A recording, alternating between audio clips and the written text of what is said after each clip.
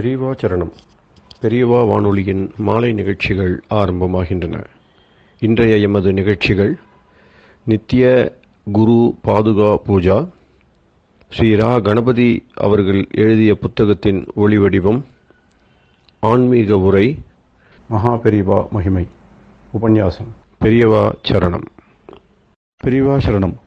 அடுத்த நிகழ்ச்சி நித்திய குரு பாதுகா பூஜை. शुक्लां भरदरं विष्णुं शशिवर्णं चतुर्भुजं प्रसन्नवदनं ध्यायेत् सर्वविघ्नोपशान्तये।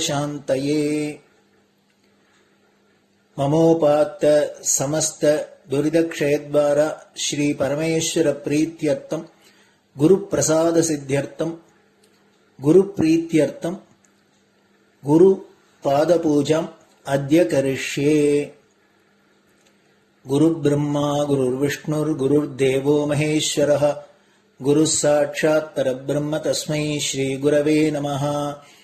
अपार करुणासिन्धुं ज्ञानदं शान्तरूपिणं श्रीचन्द्रशेखरगुरुं प्रणमामि मुदान्वहम्। सदाशिवसमारम्भां शङ्कराचार्यमध्यमाम् अस्मदाचार्यपर्यन्तां वन्दे गुरुपरम्पराम्. எல்லோரும் குருவை பெரிவாளை தியானம் பண்ணிண்டு அர்ச்சனை பண்ணுவோம். அஷ்டோத்திரம். பெரியவா அஷ்டோத்திரம் பல அஷ்டோத்திரங்கள் இருக்கு. அதுல எளிமையா சுலபமா எது இருக்கோ அதை நான் இப்ப சொல்றேன்.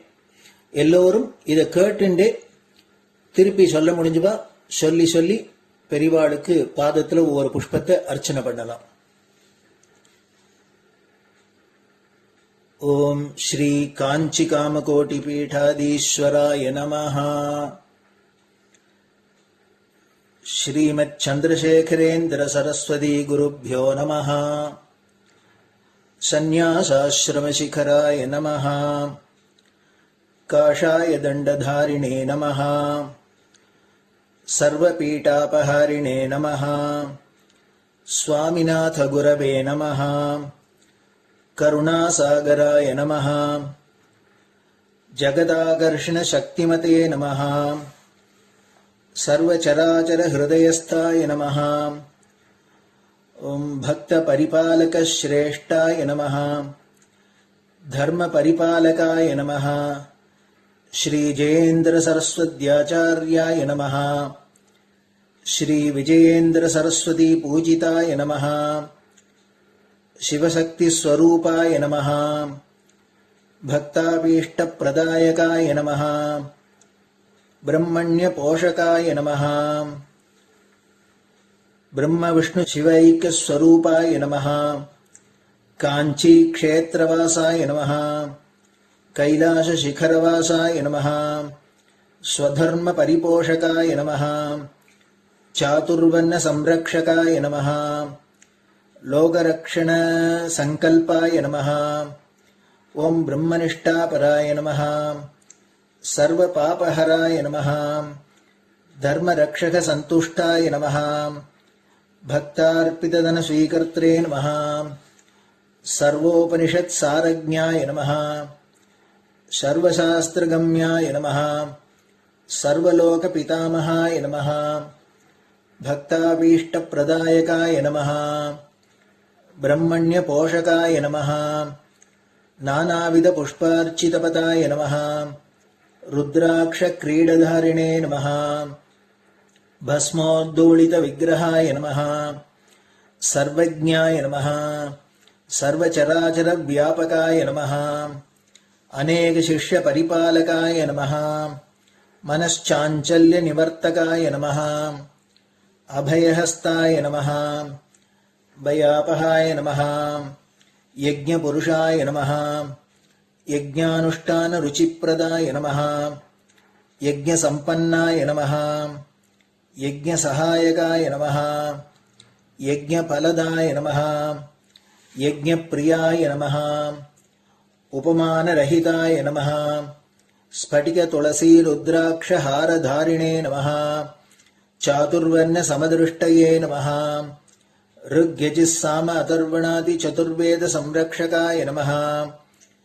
दक्षिणामूर्तिस्वरूपाय नमः जाग्रत् स्वप्न सुषुप्ति अवस्थातीताय नमः कोटिसूर्यतुल्यतेजोमय शरीराय नमः साधुसङ्गसंरक्षकाय नमः अश्वगज गोपूजा निर्वर्तकाय नमः गुरुपादुकपूजातुरन्तराय नमः कनकाभिषिक्ताय नमः स्वर्णबिल्वदलपूजिताय नमः सर्वजीवमोक्षदाय नमः मूकवाक्ताननिपुणाय नमः नेत्रदीक्षादानाय नमः द्वादशलिङ्गस्थापकाय नमः गानरसप्रियाय नमः ब्रह्मज्ञानोपदेशकाय नमः सकलकलासिद्धिताय नमः चातुर्वर्ण्यपूजिताय नमः अनेकभाषासम्भाषण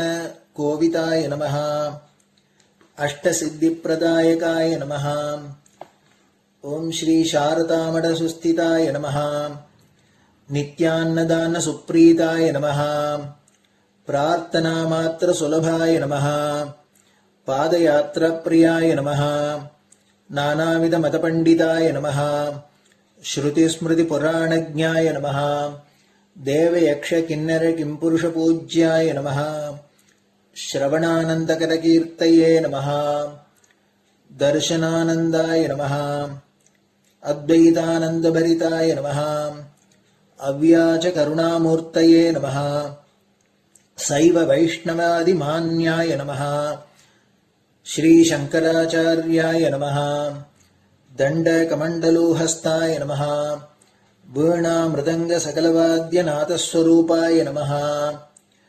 रामकथारसिकाय नमः वेदवेदाङ्ग आगमादिसकलकलासतस्प्रवर्तकाय नमः हृदयगुहाशयाय नमः शतरुद्रीयवर्णितस्वरूपाय नमः केदारेश्वरनाथाय नमः अविद्यानाशकाय नमः निष्कामकर्मोपदेशकाय नमः लघुभक्तिमार्गोपदेशकाय नमः लिङ्गस्वरूपाय नमः सालग्रामसूक्ष्मस्वरूपाय नमः कालड्यां शङ्करकीर्तिस्तम्भनिर्माणकर्त्रे नमः जितेन्द्रियाय नमः शरणागतवत्सलाय नमः श्रीशैलशिखरवासाय नमः डमरुकनादविनोदाय नमः वृषभारूढाय नमः दुर्मदनाशकाय नमः आभिचारिकदोषहर्त्रे नमः मिताहाराय नमः मृत्युविमोचकशक्त्याय नमः श्रीचक्रार्चनतत्पराय नमः दासानुग्रहकारकाय नमः अनुराधानक्षत्रजाताय नमः सर्वलोकख्यातशीलाय नमः वेङ्कटेश्वरचरणपद्मषट्पदाय नमः श्री महात्रिपुरसुन्दरी समेत श्री चन्द्रमौलीश्वर पूजाप्रियाय नमः श्रीमच्चन्द्रशेखरेन्द्र सरस्वती सद्गुरु परब्रह्मणे नमः गुरुभ्यो नमः परमगुरुभ्यो नमः परमेष्टिगुरुभ्यो नमः परात्परगुरुभ्यो नमः गुरुपरम्पराभ्यां नमः गुरुपादुकाभ्यां नमो नमः. அடுத்தது ஊதுபத்தி இருந்தா அதை காமிச்சு தூபம், நெய் தீபம் இருந்தா காமிச்சு அதை நெய் தீபம் தீபம் காமிச்சுட்டு நைவேத்தியம் வெத்தலைப்பாக்கு பழம் இதுலேருந்து ஆரம்பிச்சு அவளுக்கு எது சௌரியமோ அதுபடி நைவேத்தியம் பண்ணலாம். அதுக்கு அடுத்தது கற்பூர ஹாரத்தி பண்ணி எல்லோரும் பிரதட்சிண நமஸ்காரம் பண்ணி பெரியவாள்கிட்ட பிரார்த்தனை பண்ணிண்டு எல்லோரும் க்ஷேமமா இருக்கணும், லோகம் பரம மங்களமா சௌக்கியமா இருக்கணும், எல்லோரும் வியாதி வெக்க இல்லாத ஆயுராரோக்கிய ஐஸ்வர்யத்தோட சாந்தம் அமைதியோட ஞான வைராக்கியத்தோட எல்லோரும் நல்லவர்களாயிருந்து நன்மையை அடையணும்னு பிரார்த்தனை பண்ணி இந்த பூஜையை தினம் செய்யலாம். குரு பிரம்மா குருர் விஷ்ணுர் குருர் தேவோ மகேஸ்வரः குரு சாட்சாத் பரபிரம்ம தஸ்மை ஸ்ரீ குரவே நமஹ. அபார கருணா சிந்தும் ஞானதம் சாந்தரூபிணம் ஸ்ரீ சந்திரசேகர குரும் பிரணமாமி முதான்வகம். சதாசிவசமாரம்பாம் சங்கராச்சாரிய மத்யமாம் அஸ்மதாச்சாரிய பர்யந்தாம் வந்தே குரு பரம்பராம். குரு பாத பூஜை நிறைவடைஞ்சது. பெரியவா சரணம். பெரியவா சரணம். பெரியவா வானொலியில் நேயர்கள் அடுத்து கேட்க இருப்பது ஸ்ரீ ரா கணபதி அவர்கள் எழுதிய புத்தகத்தின் ஒளி வடிவம். அளிப்பவர் ஸ்ரீமதி உமா சங்கர் அவர்கள். தேனினும் இனிய சொல்லான் தீச்சுடர் மேனி கொண்டான் ஊனுயிர்க்கு உயிரதான ஒன்றினைக் கலந்து நின்றான் ஏனினிக் கவலை நெஞ்சே இன்றுனக் அருள் செய்தான் இஞ்ஞானவான் காமகோட்டி நாதனை நம்புவோமே. ஜெய ஜெய சங்கர, ஹரஹர சங்கர. மகாபிரிவாளின் உபன்யாசங்களை ரா கணபதி அண்ணா தெய்வத்தின் குரல் என்ற பெயரில் 7 பாகங்களாக தொகுத்து அளித்ததின் 7ஆம் பாகத்தின் அடுத்த பகுதி குரு சிஷ்ய உறவு. மதச்சார்பற்ற பாடங்கள். ஆத்ம சம்பந்தம், மத சம்பந்தம், தர்ம சம்பந்தம் இல்லாத செக்யூலர் சப்ஜெக்டுகளை மட்டுமே போதித்த குருமார்கள் பூர்வ காலத்திலும் இருந்திருக்கிறார்கள்.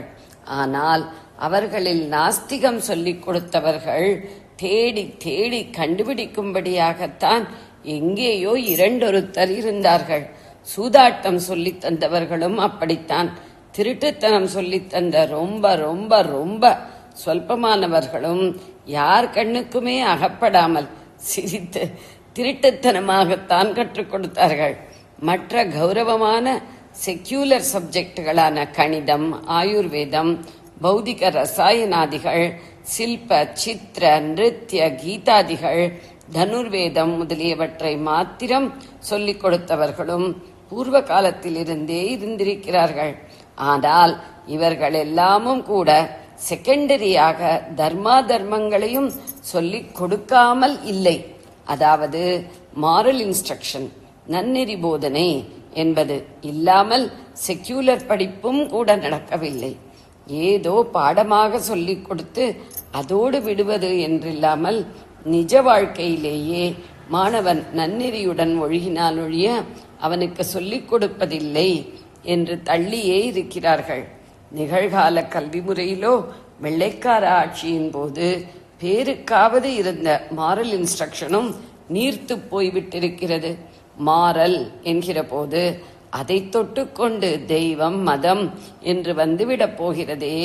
தங்களுடைய முற்போக்கு எனப்படுகிற கொள்கையான செக்யூலரிசம் அதனால் பாதிக்கப்பட்டு ஜனங்கள் எங்கே நல்லபடியாக ரூபமாகி விடுவார்களோ என்ற பயத்தினால் சுதந்திர சர்க்கார் இப்படி பண்ணிவிட்டது. வாத்தியார்களே பசங்களை நன்னெறிக்கு நேர் எதிரான அரசியல், அராஜகம், ஸ்திரீ விஷயம் ஆகியவற்றில் தூண்டிவிடுவதாகவும் கூட ஓரொரு இடங்களிலிருந்து ரிப்போர்ட் வருகிறது.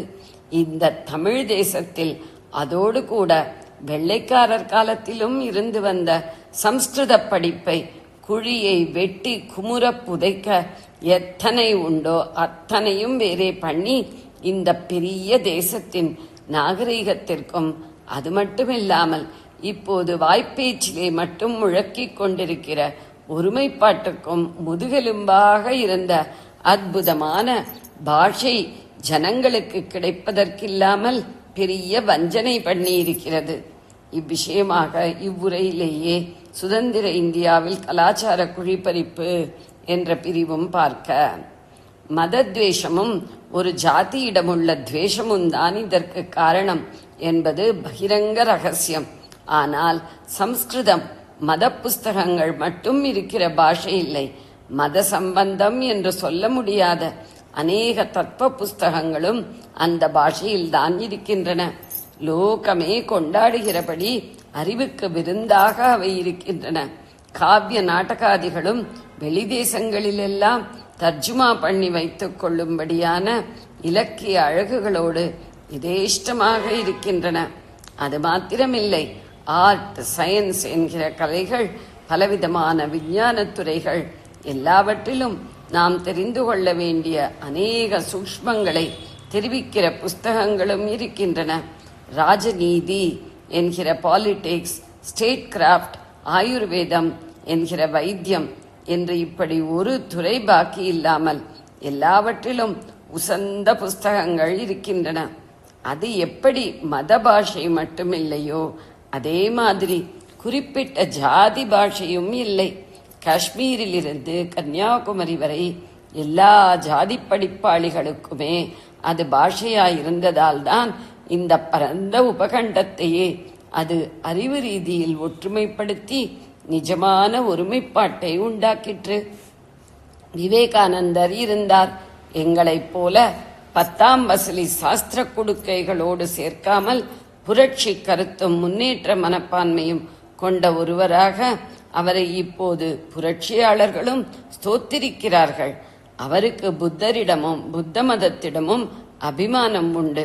அப்படிப்பட்டவரே இந்த தேசத்தின் உசந்த கல்ச்சருக்கு, கலாச்சாரத்துக்கு பெரிய ஹானி எப்போது ஆரம்பித்ததென்றால், பௌத்தர்கள் சம்ஸ்கிருதத்தை தள்ளிவிட்டு பாலி பாஷையிலே தங்கள் புஸ்தகங்களை எழுதி பிரச்சாரம் பண்ணின போதுதான் என்ற அளவுக்கு சொல்லி இருக்கிறார்.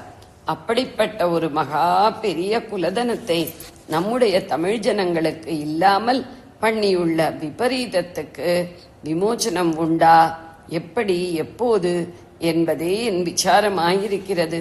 பழங்காலத்தில் தர்ம போதனை இல்லாமல் படிப்பு மட்டும் என்று இருக்கவே இல்லை. போதித்தவர்கள் அதற்கேற்ற தார்மீக சீலங்களோடு இருந்தார்கள். குரு, ஆச்சாரிய. ஆனாலும் கூட செகண்டரியாகவே தர்மத்தை சொல்லி முக்கியமாக செக்யூலர் சப்ஜெக்டுகளையே ஒருவர் போதித்தார் என்றால் அவருக்கு போதகர்களில் செகண்டரியிடமே தர்மசாஸ்திரத்தில் கொடுத்திருக்கிறது. குரு, ஆச்சாரியர் என்ற வார்த்தைகளுக்கு பல தினசாக லட்சணம் சொல்லும் போது ஆச்சாரியர் என்பவரை விட குருவுக்கு ஏற்றம் கொடுத்து சொல்வதுண்டு. 3ஆம் பகுதியில் குரு ஆச்சாரியார் என்ற உரை பார்க்க, ஆனால் இன்னொரு அர்த்தத்தில் குருவை விட ஆச்சாரியருக்கே ஏற்றம் தந்திருக்கிறது. மனுஸ்மிருதியிலேயே அப்படித்தான் இருக்கிறது. 2ஆம் அத்தியாயம் 140 to 142. சம்பளத்தை எதிர்பார்க்காமல் வேதாங்கங்கள் கற்றுக் கொடுப்பவர் ஆச்சாரியர். சம்பளத்துக்காக வேத வித்யா போதனை தருபவர் உபாத்தியாயர் என்று சொல்லிவிட்டு, அப்புறம் இவர் தான் காசு சம்பாதிப்பதற்காக சொல்லிக் கொடுக்கிறார் என்றால், சிஷ்யன் காசு சம்பாதிப்பதற்காகவே செக்யூலர் சப்ஜெக்டுகள் சொல்லித் தருகிறவரே குரு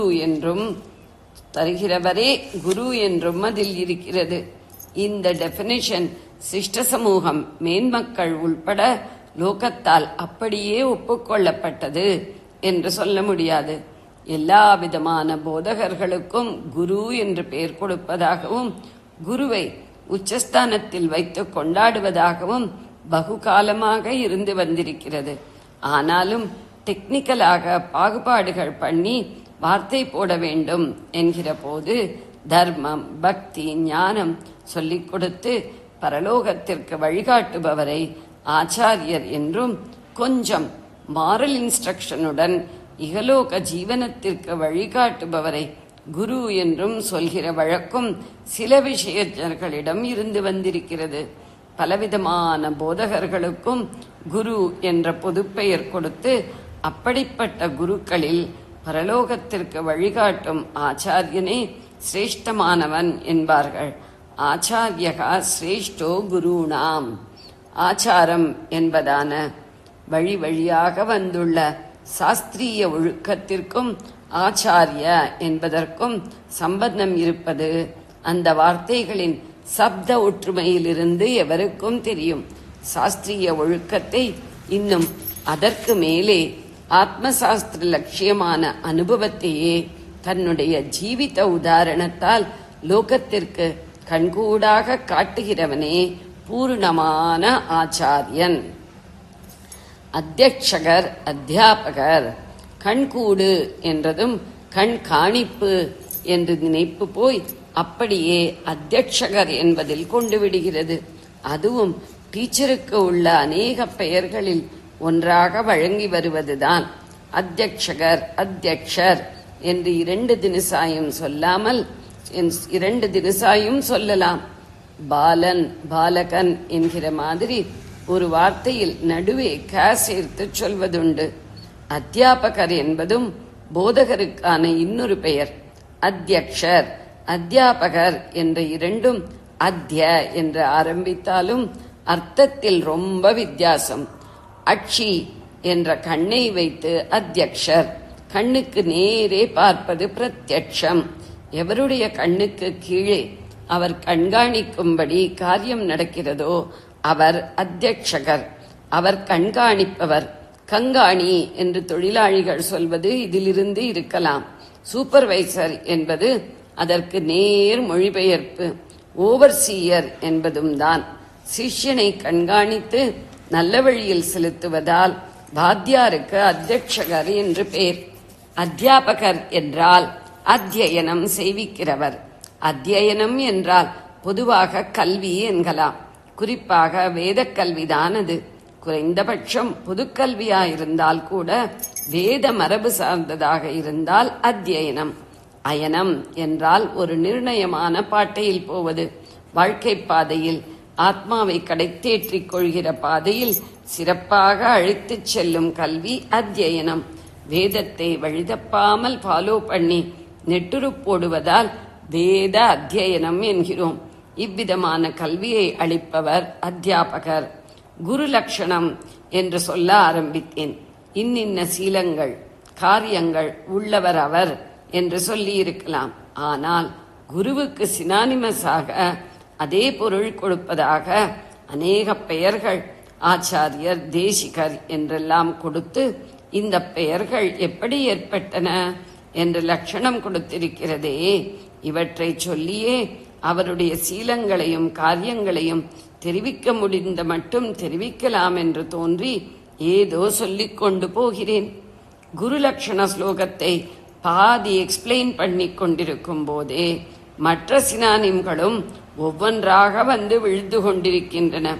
கு ரு என்ற அக்ஷரங்களை பிரித்து பிரித்து அர்த்தம் பண்ணும்போது உகாரம் விஷ்ணு, அவருக்கு சகஸ்ரநாமத்தில் குரு என்று பெயருண்டு.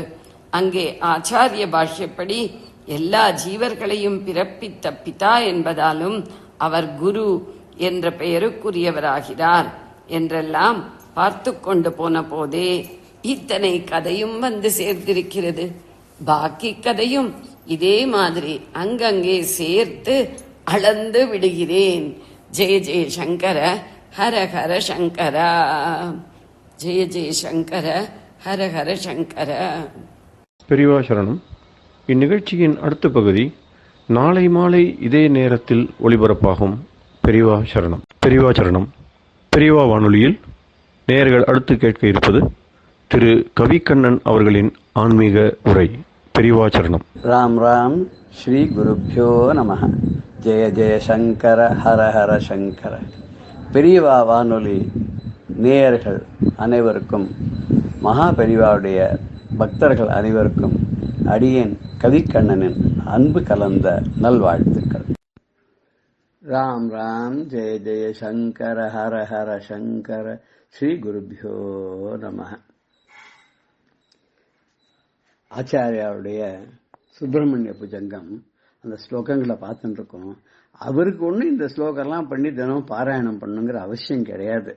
ஏன்னா அவர் நமக்காக, நமக்கு சுலபமா பகவானை பிரார்த்திக்கிறதுக்கு, அவர் எப்படிலாம் தொழலாம் துதிக்கலாம் அப்படிங்கிறதுக்கு இந்த மாதிரி பல கிரந்தங்களை நமக்கு பண்ணி கொடுத்து, சௌந்தர்ய லகரிலேருந்து ஒரு ரங்கநாத அஷ்டகம், சிவானந்த லகரி, இப்படி பல கிரந்தங்கள். அவர் எந்த சுவாமி, அன்னபூர்ண அஷ்டகம், லிங்க அஷ்டகம், இத்தனை பண்ணி உனக்கு எந்த சுவாமியை பிடிக்குமோ அந்த சுவாமியை தொழறதுக்கு ஷட்வித மார்க்கங்கள் சொல்லக்கூடிய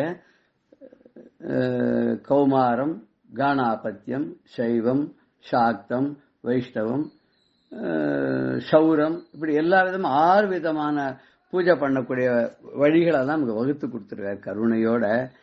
நம்ம எந்த சுவாமியை வேணாலும் அந்த இந்து மதத்தில் இருக்கக்கூடிய பெரிய ஒரு வசதியை நமக்கு இஷ்டப்பட்ட சுவாமியை நம்ம கும்பிடலாம். காளியை கும்பிடலாம், கருமாரியை கும்பிடலாம், அம்மாட்சியை கும்பிடலாம், விசாராட்சி, மதுரை மீனாட்சி, அபிராம சுந்தரி, கற்பக வல்லி, யாரை வேணாலும் நம்ம இஷ்டத்துக்கு தொழலாம். அப்படி தொழும்போது நமக்கு ஒரு பாதை வகுத்து கொடுத்த ஆதிசங்கர பகவத்பாதர் இந்த சுப்பிரமணிய புஜங்கத்துல ரொம்ப நம்மளுடைய நிலையில தன்னை வச்சுட்டு நமக்காக வந்ததை பண்ணி கொடுத்திருக்கார். கந்தர் அனுபூதியில் எப்படி அருணகிரிநாதர் நமக்காக அவர் அப்ப கிளியா இருந்து முருகனுடைய தோல்ல உட்காந்து அவர் காதுல இருந்ததை பாடினதாக சரித்திரம். அது மாதிரி ஆச்சாரியால இதை நமக்கு நம்ம ஸ்தானத்துல இருந்துன்னு நம்ம எப்படி கேட்கணுமோ அப்படி கேட்டிருக்கார். இந்த 23வது ஸ்லோகத்துல சகசிராண்ட போக்தா துவயா சூரநாமா ஹதஸ்தாரக சிம்ம வக்திரஸ்ச தைத்யா மமாந்தர்ஹிருதிஸ்தம் மனக்லேசமேகம் ந ஹம்சி பிரபோ கிம் கரோமி யாமி அப்படின்னு ரொம்ப அழகான ஒரு ஸ்லோகத்தை சொல்றார். இதுக்கு என்ன தமிழ் அப்படின்னு சொன்னோம்னாக்கா இந்த ஸ்லோகத்துல 1000 அண்டங்களாக பிரித்து அதுக்கு ஏகச்சத்திராதிபதி ஒரு குடையின் கீழ் ஒரு வெண்குடையின் கீழ் உலகம் முழுக்க ஆள்றதுன்னு சொல்லல. அப்படி பரிபாலனம் செய்து தேவர்களுக்கெல்லாம் இம்சையை கொடுத்த அந்த அசுரனான சூரன் இருக்கானே, அவன் உன்னால அழிக்கப்பட்டான். அவன் சாகல சூரன். சுவாமி என்ன பண்ணார், கருணையோட அவன் எத்தனையோ வேஷத்துல வந்தான், அத்தனையும் மாத்தி கடைசியில அவன் இந்த வேலை எரிஞ்ச உடனே அவனுடைய உடம்ப 2ஆ பிளந்துடுறது. ஒன்னு மயிலாகவும் இன்னொன்னு சேவல் கொடியாகவும் வந்ததுன்னு சொன்னேன் இல்லையா. அந்த கையில வேலையும் இன்னொரு கையில கொடியையும் வச்சுட்டு இருக்கா இல்லையா. அதே மாதிரி சும்மா விடல, தாரகாசுரன் அவனோட தம்பி அவனையும், சிம்ம பக்தர்னு இன்னொரு தம்பி அந்த அசுரன் 2 பேரும் அவரையும் கொண்டுட்டார். கிரௌச்ச மலையை பிளந்துட்டார். எதை? வேலாயத்தை எரிஞ்சு. ஆனா இத்தனைலாம் பண்ணியப்ப நீ அசுரர்களெல்லாம் அழிச்ச. பெரிய இதுல திருச்செந்தூர்ல ரொம்ப பிரமாதமா நீ சண்டை போட்டு உன்னோட சக்தி ஆயுதத்தினால அந்த அசுரர்களெல்லாம் அழிச்ச. அது மாத்திரமா, அதுக்கப்புறம் சூரபத்மனுடைய பிள்ளைன்னு சொல்லக்கூடியவன் அவன் என்ன பண்ணான் தெரியுமா, திருக்கடவுர் பக்கத்துல ஒரு இடம், அங்க போய் ஒளிஞ்சு விட்டான். இவர் துரத்தின்றே போய் திருக்குறாவடின்னு பேரு, திருப்புகள்ல கூட அந்த இடத்த பத்தி பேசுறார் அருணகிரிநாதர். அந்த திருக்குறாவடியில போய் ஒளிஞ்சுடணும்னு தேடிட்டு போய் அவன் சமுதிரத்துக்குள்ள ஒளிஞ்சுட்டான். அவனை தேடிட்டு போய் பிடிச்சு வெளியில கொண்டு அவனையும் சம்ஹாரம் பண்ணார். இப்படி எல்லா அசுரர்களை தேடி போய் சம்ஹாரம் பண்ணினியப்பா. ஆனா உன்னால என் மனசுல இருக்கக்கூடிய கிளேசத்தை மாத்திரம் போக்க முடியலையே. அந்த உள்ளுக்குள்ள தாபம்னு இருக்க, தாபத்திரைய அப்படின்னு சொல்றாளோ இல்லையோ, மனசுல ஆதி பௌதிகம், ஆத்தியாத்மிகம், ஆதி தெய்வீகம் அப்படின்னு சொல்லி 3 விதமான தாபங்கள்லாம் நான் கஷ்டப்படுறோமா. அதாவது நம்முடைய வினைகளுக்கு ஏற்ப கடவுள் கொடுக்கிற தண்டனை, அதுக்கப்புறம் நாமே தப்பு தண்டாலாம் பண்ணி மாட்டின்னு அதனால வரக்கூடிய வேதனைகள், அப்புறம் பஞ்சபூதங்களான இந்த உலகத்துல அதனால அப்பப்ப இருக்கக்கூடிய இந்த வெதர் கண்டிஷன்ஸ்னால வரக்கூடிய வியாதிகள், இப்படி அதனால வர தாப்பங்கள், இப்படி தாப்பத்திரயம் அகல நீ உன்னால ஒன்னும் பண்ண முடியாதா, அசுரர்கள்லாம் அழிச்சேங்கிறாளே, இது என்ன உனக்கு பெரிய கஷ்டமா அப்படின்னு சொல்லி கேட்கிறார்.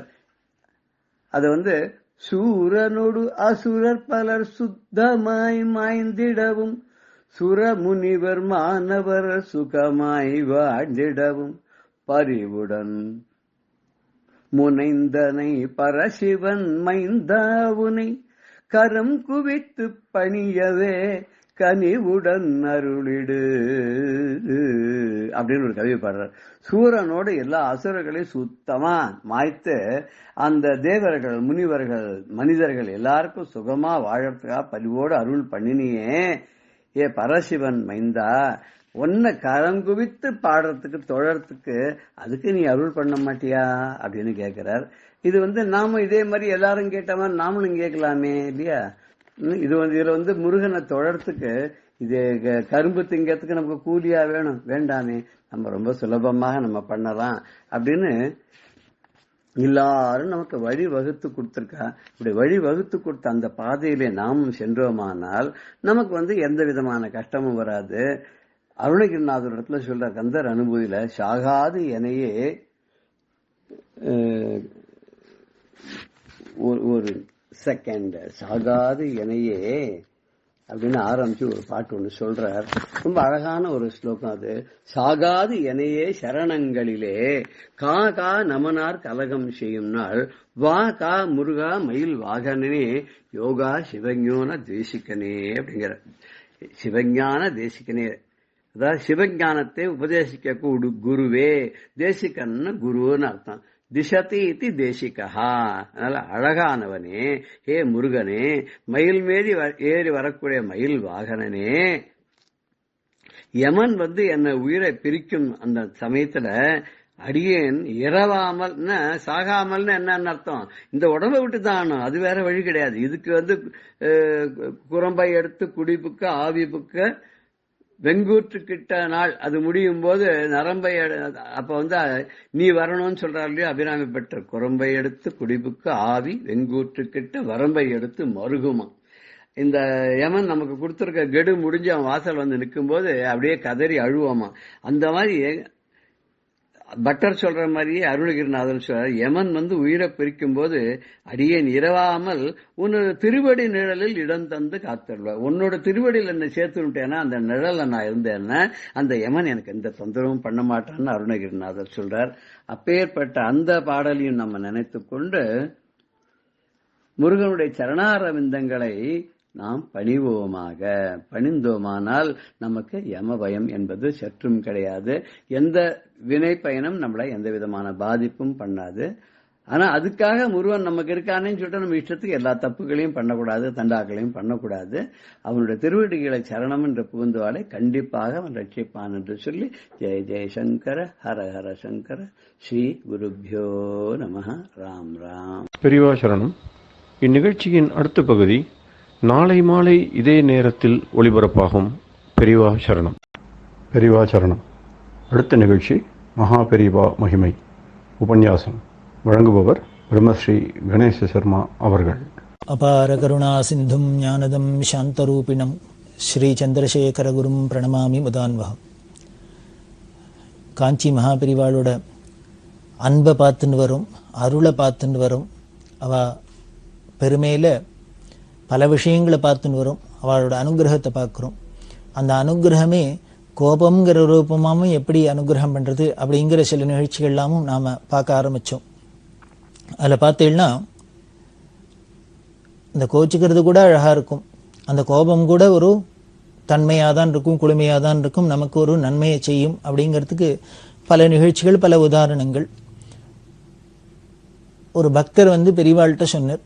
அவர் காஞ்சிபுரத்தில் ஒரு கோவிலுக்கு போயிருக்கார், பெரிய கோவில். அந்த கோவிலில் சாமி தரிசனம் பண்ணுறதுக்கு அப்போ அந்த காலத்தில் 10 பைசா அப்படின்னு கட்டணம் நிர்ணயம் பண்ணியிருக்கா. பட்டணம் 10 பைசா கட்டணம் வாங்கி செலுத்தினாதான் நீங்கள் உள்ளுக்குள்ளே போய் சுவாமியை பார்க்க முடியும், தரிசனம் பண்ண முடியும் அப்படின்னு ஒரு ஏற்பாடு பண்ணியிருந்தது. இது இந்த பக்தருக்கு ரொம்ப மனசுக்கு தாபமாக இருந்தது. யார் பரணிதரங்கிற பெரிய எழுத்தாளர், அவருக்கு தான் இது ரொம்ப தாபமாக இருந்தது. அதை பெரியவாள்கிட்ட சொன்னார். மாதிரி அந்த கோவிலுக்கு போனால் பைசா வாங்குறா, தரிசனம் பண்ணுறதுக்கு 10 பைசா கட்டணம் போட்டிருக்கா. என்னமோ எனக்கு ரொம்ப மனசு வருத்தமாக இருக்குது. பெரியவா அங்கங்கே கோவில் வரணும், நிறையா எல்லாரும் பக்தி பண்ணணும், பழைய கோவில்லாம் நல்லா விடாத பூஜையெல்லாம் நடக்கணும், கும்பாபிஷேகம் பண்ணணும், எல்லாரும் தினம் கோவிலுக்கு போகணும் அப்படின்லாம் பெரியவா உபதேசம் பண்ணிட்டு இருக்கா. ஆனால் பார்த்தாக்க நடைமுறையில் எப்படி இருக்குன்னு, கோவிலில் போய் சுவாமிங்கிறவ எல்லாருக்கும் பொது, எல்லாருக்கும் சொந்தம் கோவில். அதில் போய் பார்க்கறதுக்கு கட்டணம் வசூல் பண்ணுறது என்னமோ மனசுக்கு ரொம்ப தாபமாக இருக்குது. எத்தனை பேரால் இதுவோ ஏழை நாடு, எத்தனை பேரால் பணம் கொடுத்து போய் சுவாமி தரிசனம் பண்ண முடியும்? எத்தனை பக்தாளுக்கு பக்தி இருக்குது ஆனால் வசதி இல்லாதவெல்லாம் இருக்கா? இப்படி கட்டணம் வசூல் பண்ணுறது எனக்கு என்னமோ ரொம்ப மனசுக்கு தாபமாக இருக்குது, வருத்தமாக இருக்குது அப்படின்னு பெரியவாள்கிட்ட சொன்னார். பெரியவாளுக்கு அப்போ தான் இந்த விஷயம் காதுக்கே எட்டி இருக்கு. ஒரு பெரிய ஷாக்கர். அப்படியா சொல்கிற நீ? ஆமாம் அப்படின்னு. ரொம்ப தப்பாச்சே அப்படின்னு உடனே பெரியவா அதுக்கு உண்டான என்ன பண்ணலாம் அப்படிங்கிறத யோஜனை பண்ண போறா. அதுக்கு மேலே வரணீதன் சொன்னார், இப்படி 10 பைசா அப்படின்னு கட்டணம் வாங்குறா, இதுவே பெரிய தப்பு. இதுக்கு மேலே அங்கே இன்னொரு தப்பு என்ன அப்படின்னா, பெரிய கோவில் அது.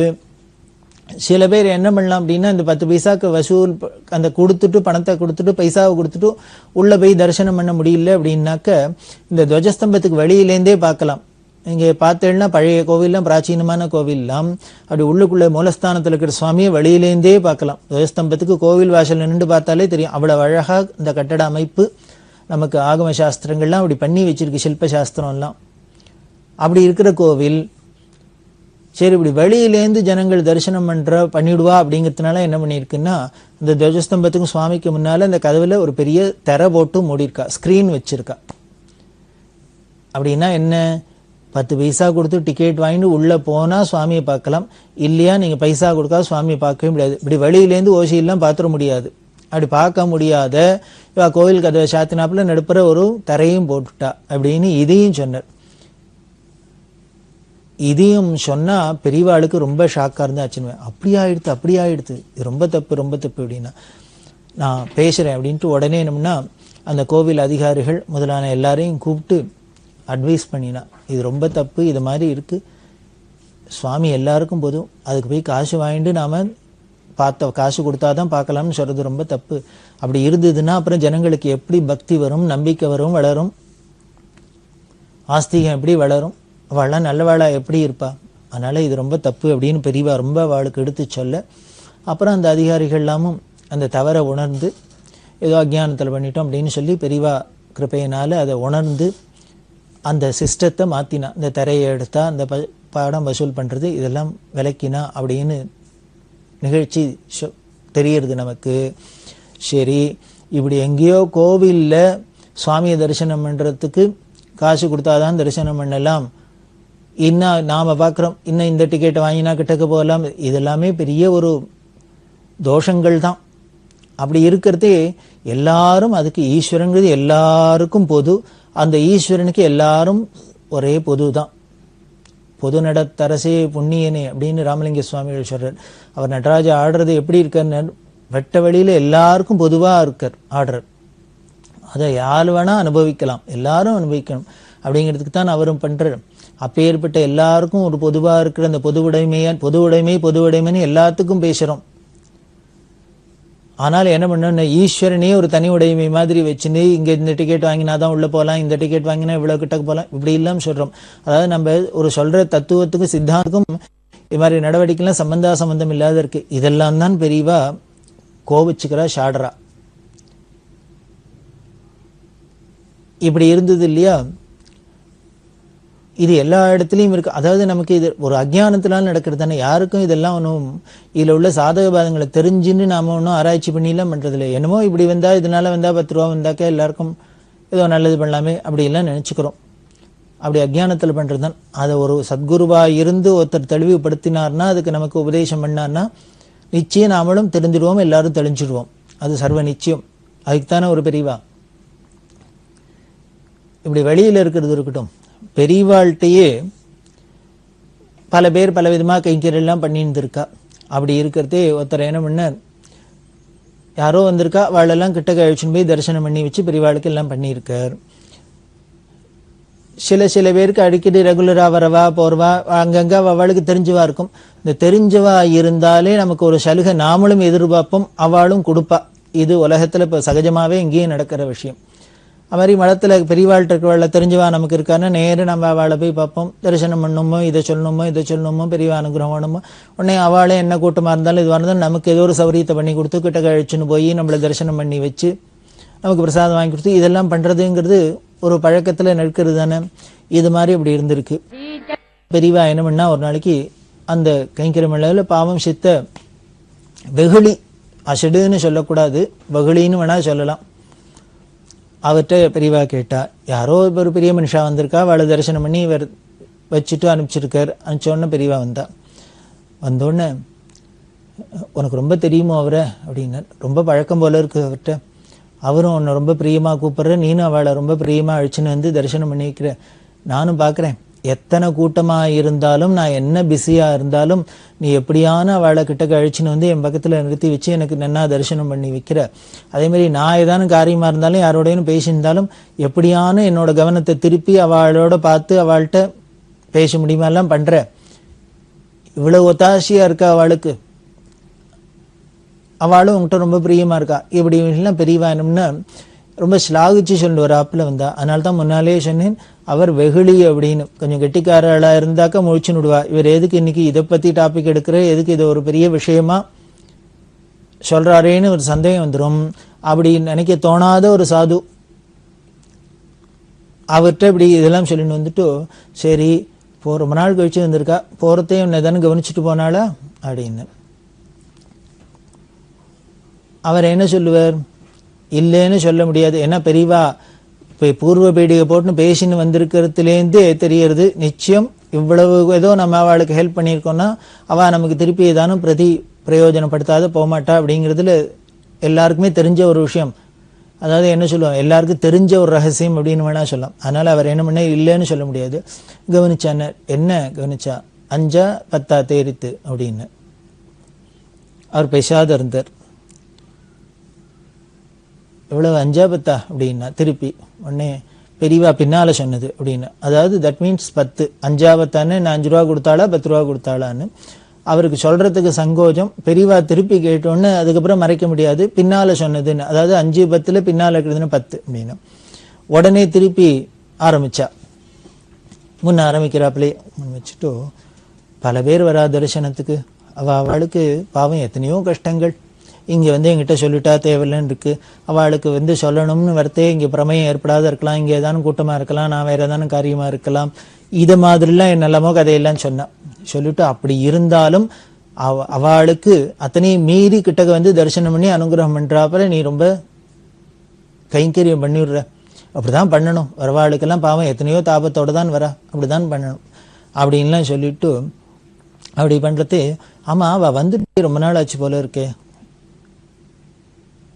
அடிக்கடி வருவாளோ ரொம்ப நாள் கழிச்சு வராளோ அப்படின்லாம் கேட்டா, இல்லை இல்லை கொஞ்சம் மத்து நாளாச்சு அப்படின்னா. இப்படிலாம் சொல்லிவிட்டு அப்படி இதுங்கிறதே தானும் உனக்கு போகிறதே தானே 10 20 தானும் கொடுத்துட்டு போவாளா அப்படின்னு. அவர் உடனே கொடுப்பா 20 ரூபா கொடுப்பா அப்படின்னு. ஆச்சா. அப்புறம் திருப்பி உடனே பழைய முன்னால் சொன்ன அப்புறம் அப்படி பேசிகிட்டே வந்தா. வந்துட்டு அவள் இப்போ போயிருக்கா. அதுக்கப்புறம் இனிமேல் எத்தனை நாள் கழிச்சு வர போகிறாளோ, அதுக்கப்புறம் எப்போ பார்க்க போகிறாளோ என்னமோ தெரியாது. அப்படி இல்லைங்க கதை சொல்லிட்டு அதனால 40 50 தானே கொடுப்பாளோ அப்படின்னு. கொடுப்பா அப்படின்னு. இது சொன்னோன்னு பெரியவா சொல்றா, முதல்ல 5 10 10ன்னு, அப்புறம் 10 20 20ன்னு, இப்போ 40 50 தேருமான்னாக்க தேருங்கிற 50ங்கிற. அப்போ என்ன ஆச்சு? 10 + 20 + 40ன்னா 70 ரூபா ஆச்சு, 50 ரூபான்னா 80 ரூபா ஆச்சு. அப்போ மொத்தத்தில் ஒருத்தர் யாரானு வந்தாள்னா தரிசனம் பண்ணி வச்சா 70 80 தேரும் அதானே அப்படின்னா.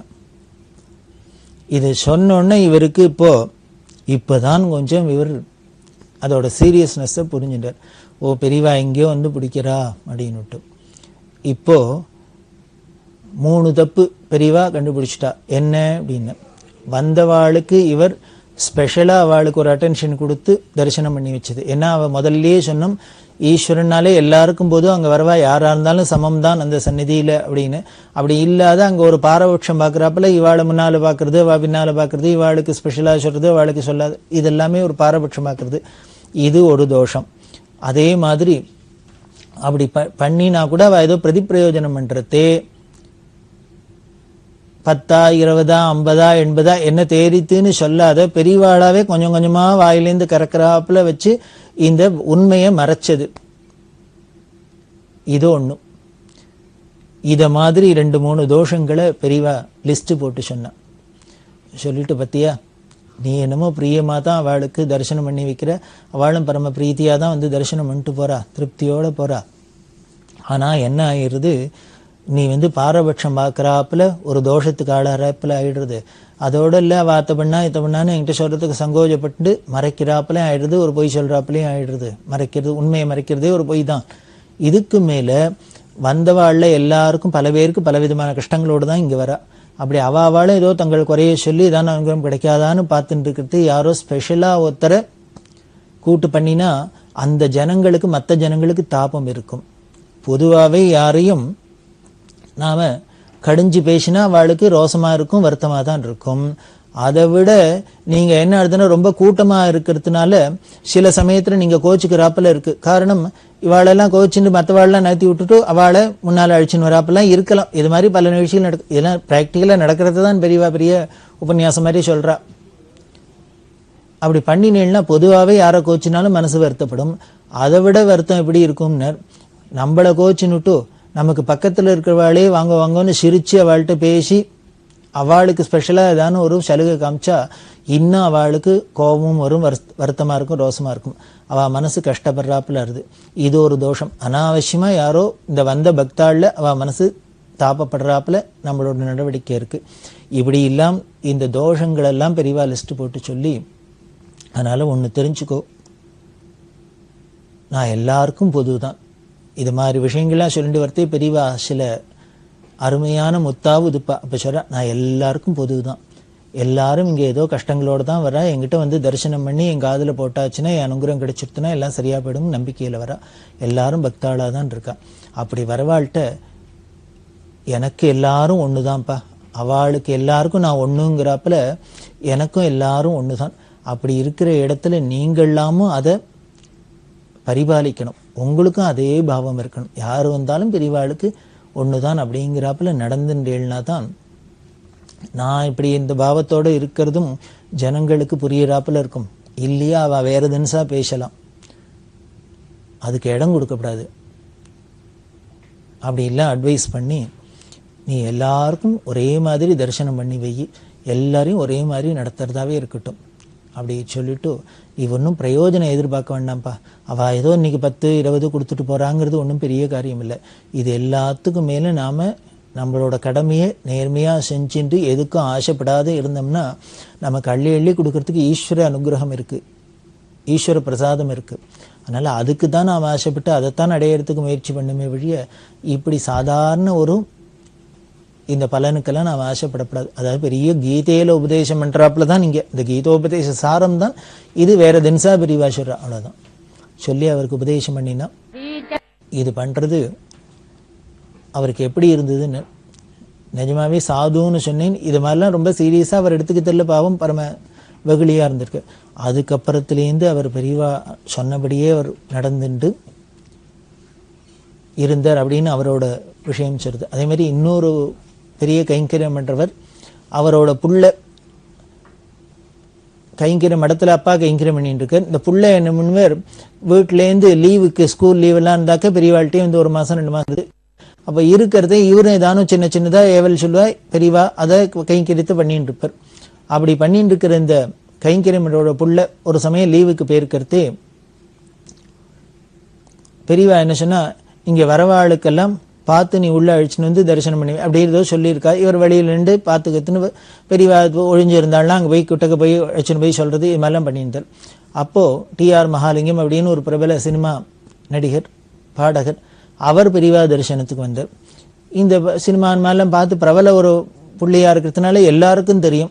இந்த பையனும் போய் இது சின்ன பையன் தானே, அவரை போய் உன்னை பார்த்துட்டு கூப்பிட்டார். அவர் உடனே இந்த பையன்ட்டு கிட்ட பெரியவா இருக்காள நான் பார்க்கணும், வாங்க அழிச்சுன்னு போகிறேன் அப்படின்னு நேராக உள்ளே அழிச்சுன்னு பண்ணார். தரிசனம் பண்ணி வச்சு எல்லாம் பண்ணி முடிஞ்சது. முடிஞ்சோடனே இந்த பையன் வெளியில் வந்தால் அவருக்கு ரொம்ப சந்தோஷம். என்ன பண்ணார், ஒரு 100 ரூபா நோட்டை எடுத்து கையில் கொடுத்தார். இல்லை வாங்கிக்க மாட்டேன் அப்படின்னு இவர் பயந்தார். அதெல்லாம் இல்லை அப்படின்னு அவர் கையில் திணிச்சார், போயிட்டார்.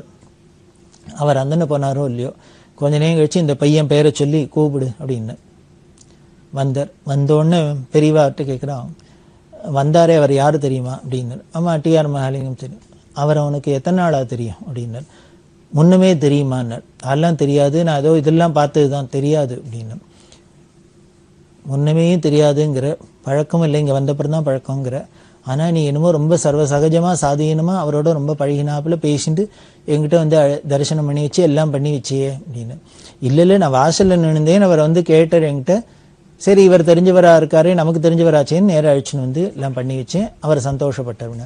அவருக்கு ரொம்ப சந்தோஷமாக போகிறதையும் நன்னா கவனிச்சிருப்பரே அப்படின்னு. நன்னா கவனிச்சிருப்பரே அப்படின்னா இது சொன்னால் இந்த பையனுக்கு என்ன பண்ணேன்னு தெரில. இல்லை இதான் என்ன தேடித்துன்னு நன்னா கவனிச்சிருப்பரே, என்ன பெரிய மனுஷன் அப்படின்னு 100 ரூபா கொடுத்தார் அப்படின்னு. அந்த காலத்தில் 100 ரூபா அப்படிங்கிறது ஒரு பெரிய விஷயம்.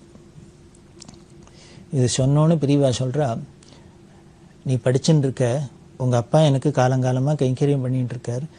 நீ இப்படி வந்து ஏதோ இங்கே லீவு நாளில் வெளியில் இருந்துன்னு ஒன்றும் பொட்டு பொழுதாக போக்காத இங்கே வந்து பெரியவா சன்னதியில் இருக்கணும், மடத்தில் இருக்கணும், கைங்கரியம் பண்ணணும்னு உங்கள் அப்பா அழிச்சுன்னு வந்து இங்கே வச்சுன்னு இருக்கார்.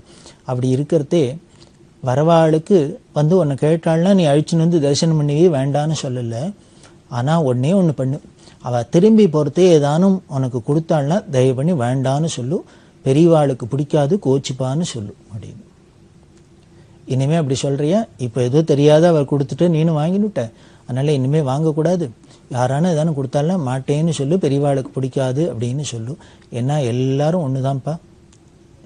அவ தரிசனம்னு சுவாமி தரிசனம்னு பண்றா, பெரியவாளை குரு தரிசனம் பண்ணணும்னு பண்ணிட்டு வரத்தே அதுல எதுக்கு ஒரு பிரயோஜனமா யாருக்கான எதுக்கான ஒண்ணு காணிக்கையெல்லாம் கொடுத்துட்டு போகணும்? வேண்டாம். அதோட இல்லை, நீ வாங்கிண்டாக்க என்ன பண்ணிவிடுவா அப்படின்னார். நாளைக்கு வெளியில போறவாள்லாம் மடத்துல போய் பெரியவாள்கிட்ட தரிசனம் பண்ணோம்னா இவாளுக்கு 5 ரூபா கொடுத்தா தரிசனம் பண்ணலாம், அவளுக்கு 10 ரூபா கொடுத்தா தரிசனம் பண்ணலாம் அப்படிங்கிறப்பல இது ஒரு சம்பிரதாயம் மாதிரி பழகிடும். அப்புறம் யாரா இருந்தாலும் இவாளுக்கு அவளுக்கு கொடுக்கறது அப்படின்னு ஆரம்பிச்சிருவா. இதெல்லாம் வேண்டாத வேலை. அதுக்கு மேலே என்ன பண்ண, மடத்தோட பேர் கெட்டு போயிடும், என் பேர் கெட்டு போயிடும். என் பேர் கெட்டா பரவாயில்ல, சங்கராச்சாரியாவோட ஆச்சாரியாவோட பேரை வச்சுன்னு இருக்கு அவளோட மடம் இது. அதுக்கு ஒரு கெட்ட பேர் வாங்கி கொடுக்கறதுக்கு நாம காரணமாக ஆயிடப்படாது. அதுக்காக சொல்லி இனிமேல் ஜாகிரதையாயிரு. யாரு எது பண்ணாலும் வரவாளுக்கு நீ சர்வீஸ் பண்ணு, கைங்கரியம் பண்ணு, வேண்டான்னு சொல்லலை. அவளை சந்தோஷமாக தான் திரும்பி போகணும், அப்படிதான் நாம அனுப்பணும். ஆனால் கூட அதுக்கு பிரயோஜனமாக ஏதானும் இது மாதிரிலாம் பண்ணினாலாம் எக்காரணத்தை கொண்டும் எதுவும் ஏற்றுக்காத அப்படின்னு சொன்னான். இது எதுக்கு இத்தனை சொல்கிறேன் அப்படின்னா, பெரியவா எங்கேயோ கோவிலில் 10 பைசா கலெக்ட் பண்ணினதுக்கு எவ்வளோ மனசு தாப்பப்பட்டு அதுக்கு உடனே ஆவண ஏற்பாடு பண்ணி அதை ரத்து பண்ணுறா அப்படின்னா, அப்பேற்பட்ட பெரியவாள்கிட்டயே இது மாதிரிலாம் இருந்ததுன்னா கட்டணும் அப்படின்னா பெரியவாளால் பொறுத்துக்க முடியுமோ? முடியாது. அது கோவம் தானே வரணும். ஆனால் இந்த பார்த்தீங்கன்னா இந்த நிகழ்ச்சிகள்லாம் கோச்சுண்டாப்புல தெரியல பெரியவா. இவ்வளவு தூரம் சாந்தமாக பேசுகிறாள் அப்படின்னா கூட, இப்படி சாந்தமாக பேசிதுன்னா கூட அது ஒரு வருத்தத்தில் கோபம்தான் அது. இதை முதல்ல என்ன பண்ணுவேன், சாமதானம் முதல்ல சொன்னாப்புல சாமதான பேதம் அப்படின்னு முதல்ல சமாதானமாக சொல்லி பார்க்குறா. இதில் இல்லைன்னாக்கா அடுத்த என்ன பண்ணணுமோ அதை அப்ளை பண்ண ஆரம்பிச்சுடுவா பெரியவா. அப்படி ஒரு தர்மத்தையும் நியாயத்தையும் நிலைநாட்டணும், அது இருக்கணும், எல்லாருக்கும் பொதுவாக இருக்கணும், எல்லாருக்கும் சந்தோஷம் இருக்கணும் அப்படிங்கிறதுல பெரியவா குறியா இருந்தா அப்படின்னு தெரியறது. இப்படி இருக்கிற பெரியவாளுக்கு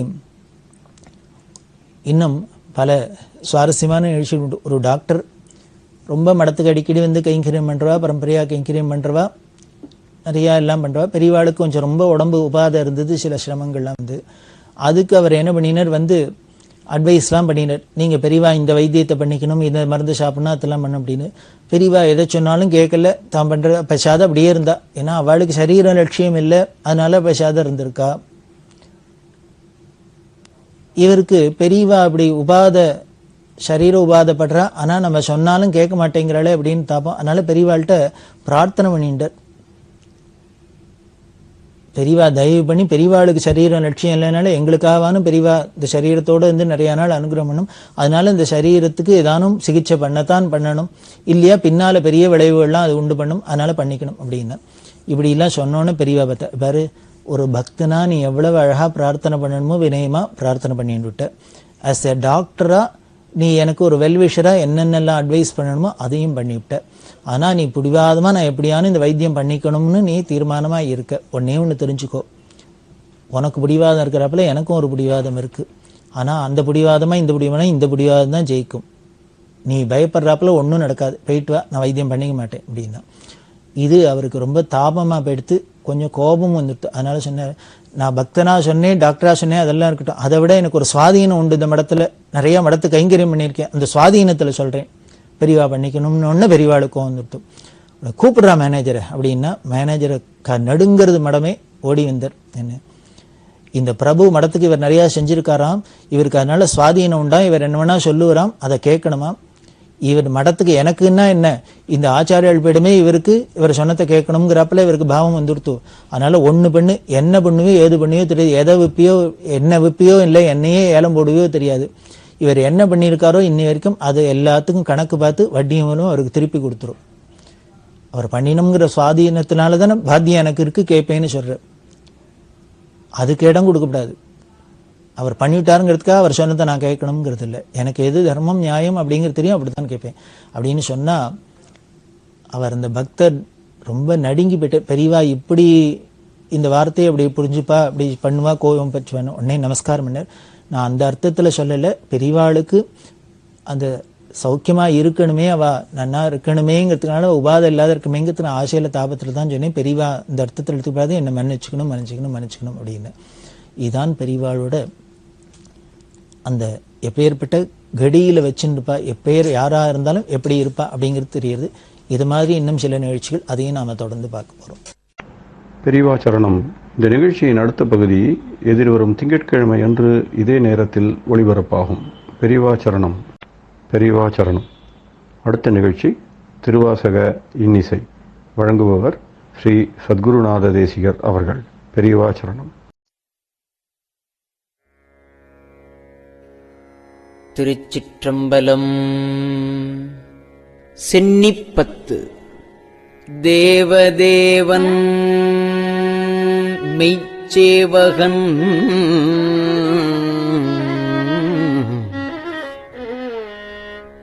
தென்பெருந்துறை நாயகன்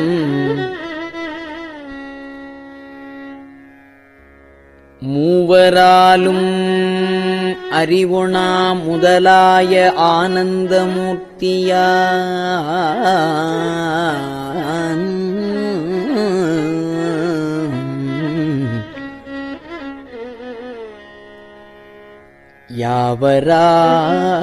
யாவராயினும் அன்பர் அன்றி அறிவுணா மலர்ஜோதியான்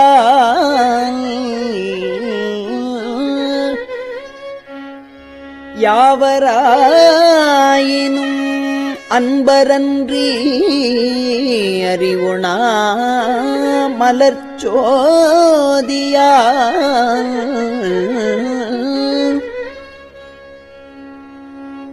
தூய மாமலர் சேவடி கண் நம் சென்னி மன்னிச் சுடருமே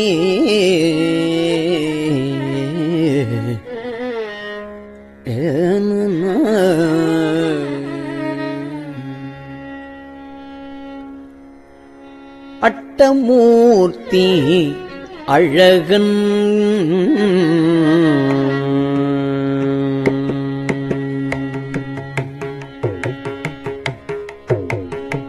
அட்டமூர்த்தி அழகன் இன்னமுதாய ஆனந்த வெள்ளத்தான் அட்டமூர்த்தி அழகன் இன்னமுதாய ஆனந்த வெள்ளத்தான் சிட்டல் மெய் சிவலோகநாயகன் தென்பெருந்துறை சேவகன் மட்டுவார் குழல் மங்கையாளையோர் பாகம் வைத்த அழகன் தன் வட்ட மாமலர் சேவடி கள் நம் செல்வி மல்லி மலருமே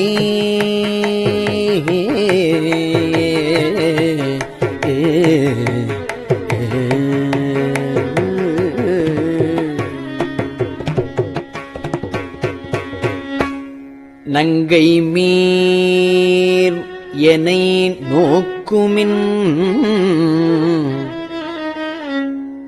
நங்கள் நாதன் நம் பணி கொண்டவன்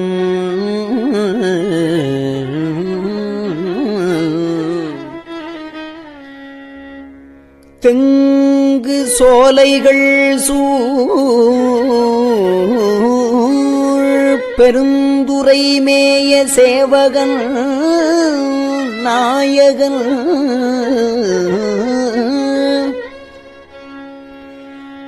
மங்கை மார்கையில் வளையும் கொண்டு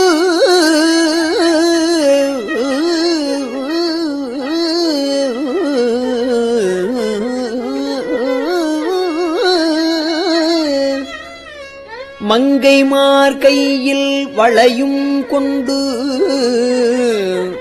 எம் உயிரும் கொண்டு எம் பணிகொள்வான் பொங்குமாமலர் சேவடிக்கண் நம் சென்னிமன் பொலியுமே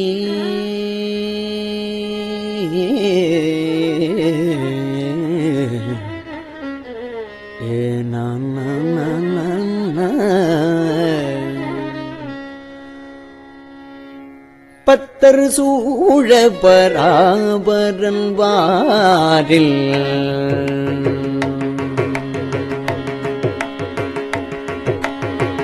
பத்தர் சூழ பராபரன் பாரில் வந்து பார்ப்பான் என சித்தர் சூழ சிவபிரான் சித்தர் சூழ சிவபிரான் தில்லை மூது நடம் செய்வான் எத்தனாகி வந்து இல் புகுந்து எமை ஆளுங்கொண்டு எம் பணிகொள்வான்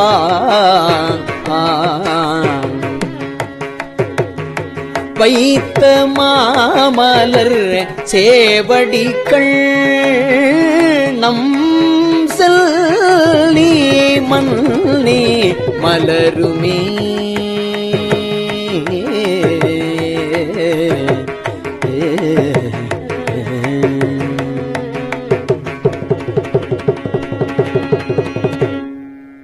மாய வாழ்க்கையை மெய்யென்று எண்ணி மதித்திடாவகை நல்கினாள்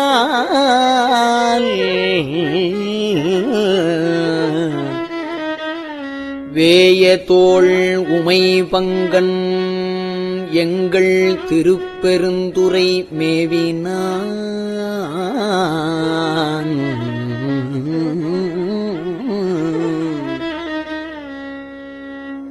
காயத்துள்ள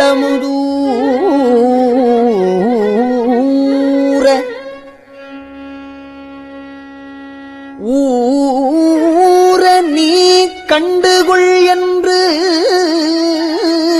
காட்டிய சேயமாமலர் சேவடிக்கள் நம் சென்னி மன்னி திகழுமே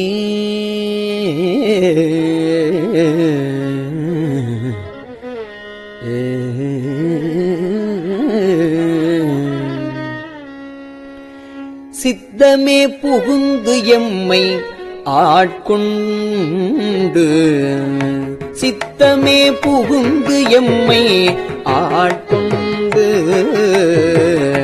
தீவினை கெடுத்து உய்யலாம் பத்தி தந்து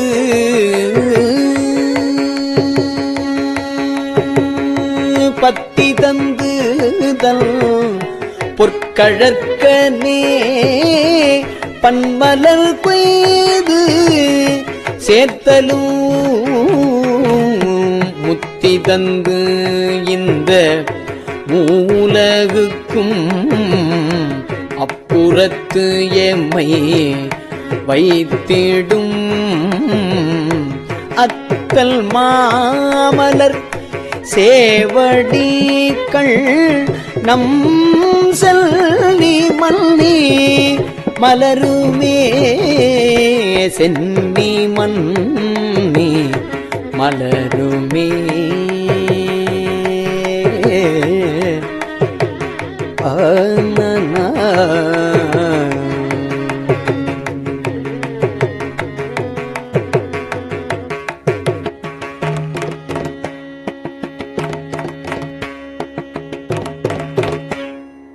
பிறவி என்னும் இக்கடலை நீந்த பொதிந்த தன் பேரருள் தந்தருளினான்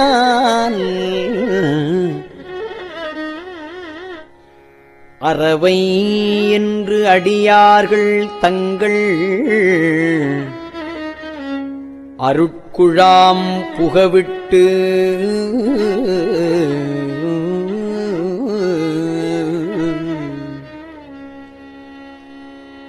நல் உறவு செய்து எனை உய்யக் கொண்ட பிரான் உண்மை பெருக்கமாம் திறமை காட்டிய சேவடிக்கள் நம் சென்னி மன்னித் திகழுமே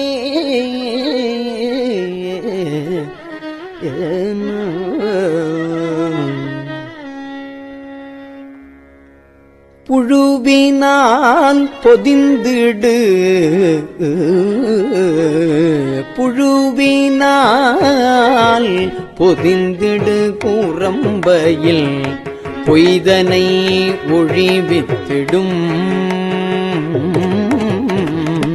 எழில்கொள் சோதி எம் ஈசல் எழில்கொள் சோதியம் ஈசல் எம்பிரான் என்னுடைய அப்பல் என்று என்று பொழுத கையினராகி தொழுத கையினராகி தூய் மலர் கண்கள் நீர் மல்கும் தொண்டற்கு தொழுத கையினராகி தூய் மலர் கண்கள் நீர் மல்கும் தொண்டற்கு பழுவிலா மலர் சேவடிக்கள் நம் செல்லி மல்லி மலருமே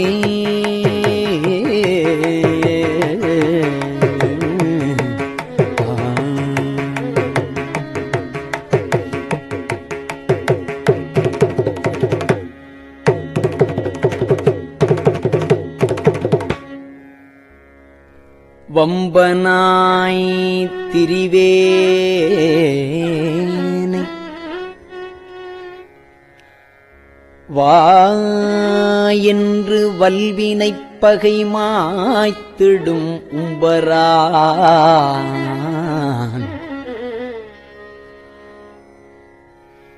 உலகு ஊடறுத்து அப்புறத்தனாய் நின்ற எம்பிரான்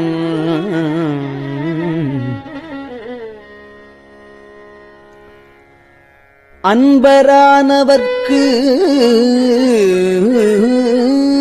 அருளி மெய் அடியார்கட்கு இன்பம் தழைத்திடும் செம்பொன் மாமலர் சேவடிக்கண் நம் சென்னி மன்னி திகழுமே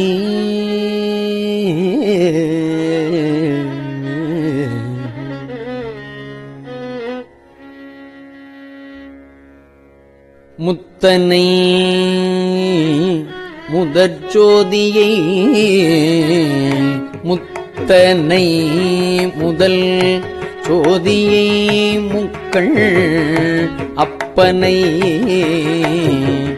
முதல் வித்தினை சித்தனை சிவலோகனை சித்தனை சிவலோகனை திருநாமம் பாடி திரிதரும் பத்தர்கள் இங்கே வம்மின் பத்தர்கள் இங்கே வம்மின் நீர் உங்கள் பாசம் தீர பணிமினோ சித்த சித்தமார்தரும் சேவடி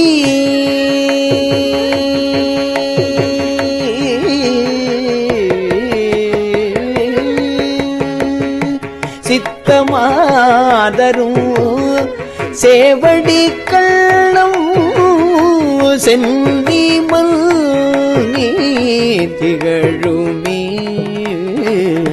சித்தமாதரும் சேவடி கள்ளம் சென்னி மன்னி திகழுமே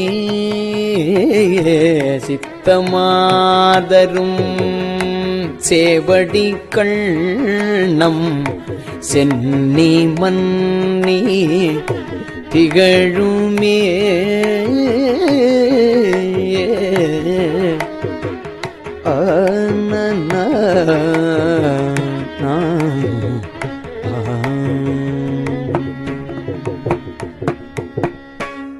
திருச்சிற்றம்பலம்.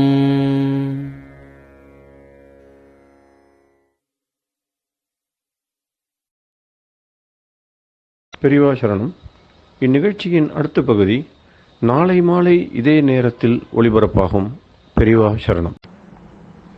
பெரியவா சரணம். பெரியவா வானொலியின் இன்றைய நிகழ்ச்சிகளின் நிறைவாக திருப்பொன்னூசல் வழங்குபவர் சத்குருநாத தேசிகர் அவர்கள். பெரியவா சரணம். திருச்சிற்றம்பலம். திருப்பொன்னூசல். கோலவரை குடுமி வந்து குவலயத்து சால அமுதுண்டு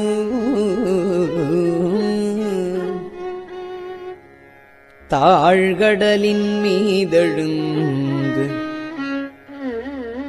ஞாலம் மிக பரிமேற்கொண்டு நமையாண்டான் சீலம் திகழும் திருவுத்தரகோசமங்கை மாலுக்கு அரியானை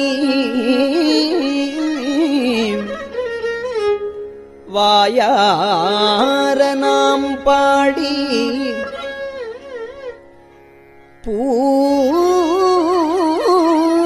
பூலித்து அகங்குழைந்து பொன்னூசல் ஆடாமோ.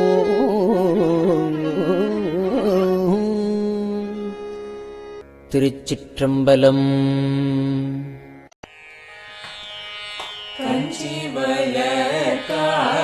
காமாட்சி தன் குழந்தாய் சங்கரரே கஞ்சிவல காமாட்சி தன் குழந்தாய் சங்கரரே குரு சந்திரசேகரரே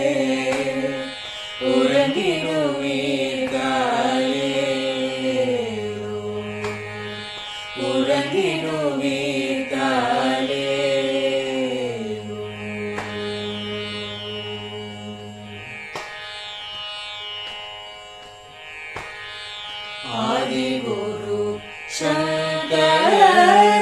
சங்கரராய் அன்றொரு நாள் வந்தவரே அறுபத்து எட்டாகும் ஏகபதி காலே ஏழுலகம் பூப்பவரே காப்பவரே கரப்பவரே எல்லோர்க்கும் அருள்பவரே உலகினுவீர்காலே அயனுடனே மாலவனோ தேடிய பொற்பதத்தவரே அருமறைகள் சாற்றும் முயல் மலர்பதமே காலே முக்தி நிலை எய்தி தரும் சத்குருவே முக்தி நிலை எய்திடவே சக்தி தரும் சத்குருவே நித்தமெங்கள் நாவீசையில் நித்திரை கொள்தாளே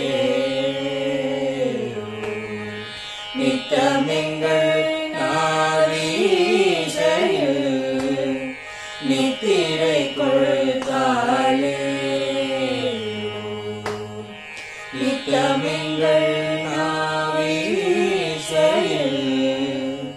நித்திரை கொள்தாளே.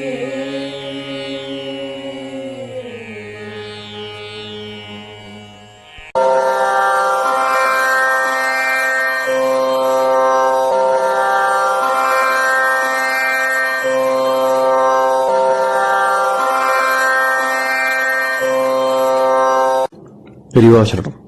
பெரியவா வானொலியின் மாலை நிகழ்ச்சிகள் இத்துடன் நிறைவடைகின்றன. எமது அடுத்த ஒளிபரப்பு நாளை காலை இந்திய நேரப்படி 6 மணிக்கு துவங்கும். பெரியவா சரணம்.